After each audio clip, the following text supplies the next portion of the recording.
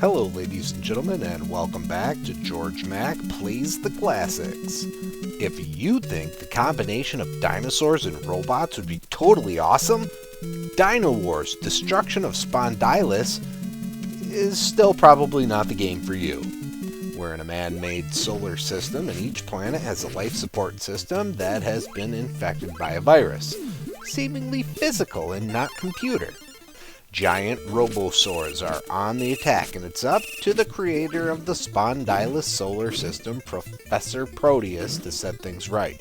He hops into his perfect creation, the Cyborosaurus, and travels the planets to rid his solar system of this scourge. So begins the Dynowarz. There are two sections of gameplay, man mode and dinosaur mode.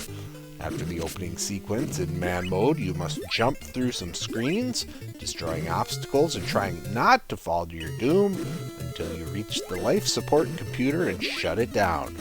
Movement and jumping are floaty. Projectiles from enemies will seek your position out to change angles. Your gun shoots 3 shots straight and 45 degrees up and down. Your energy meter is filled to a generous amount, leaving pitfalls as your main peril. You have to be careful, as stepping on mines and getting hit by wall shooters push you backward. After blowing up the computer, you have to platform your way back to your dinosaur and head to the next planet. This puts you in dinosaur mode. Here you move right and destroy enemies in your way. Your default attack is a standing punch, but can pick up one of 4 other weapons when they drop. The launch fist is a boomerang punch that upgrades speed as you gather more power-ups. Fireballs begin shooting straight ahead, but add spread projectiles as you gain more. The laser beam shoots straight ahead and then adds fireballs with more upgrades. The bomb lobs a projectile in an arc at about a 45-degree angle and adds more power with more pickups. All of the weapons are weak, but the laser beam is the least weak, and I stuck with that. You have to actively avoid the other weapon pickups or it's back to the weakest attack. You can press the select button once per level to activate the satellite defense system to clear the screen, but it's completely unnecessary. Some robosaurs are tiny and taken out in one hit. Others are bigger and take more attacks. A boss robosaur sits at the entrance to the planet's artificial intelligence compound. These become regular enemies in later stages. They are easy to beat, especially when you have a barrier active on top of your energy meter.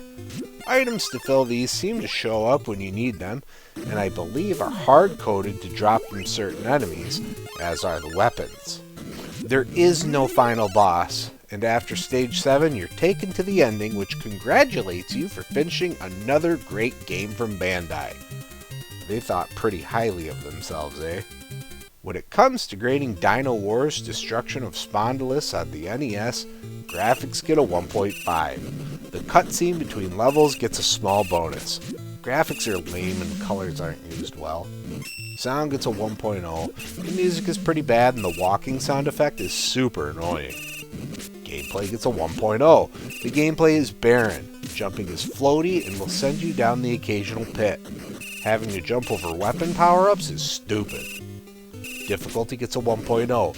It's incredibly easy in a way that takes away any reason to play. Fun factor gets a 1.0. It was boring and unchallenging, which made it not a lot of fun. Overall, Dynowarz Destruction of Spondylus earns a 1.1 and gets a D. It's playable, but terrible. Maybe the next Dinosaurs and Robots mix will be entertaining. Well, that's going to do it for me for today. Please make sure to like this video. Let me know what you think of Dynowarz Destruction of Spondylus in the comments. And please subscribe to Head Drop Productions here on YouTube, because we want you here for each and every video we release, because it is your destiny.